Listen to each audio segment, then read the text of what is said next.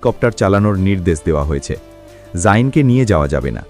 Anna কোনো উত্তর দেয় না এবং তারা তিনজন দৌড়ে আসে। এক পর্যায়ে অ্যানা দেখতে পায় যে একজন গর্ভবতী মহিলা যন্ত্রণায় চিৎকার করছেন এবং তার স্বামী সাহায্য চাইছেন। অ্যানা সাহায্য করার চেষ্টা করে, কিন্তু পরিস্থিতি তাকে চলে যেতে বাধ্য করে। কিছুক্ষণ পর তারা যখন ছাদের কাছে এসে পৌঁছায়, অ্যানা কেঁদে ফেলে। সে বলে, আমি জাইনকে একা ছেড়ে যেতে পারবো না। কিন্তু এটা ছাড়া কোনো উপায়ও ছিল না।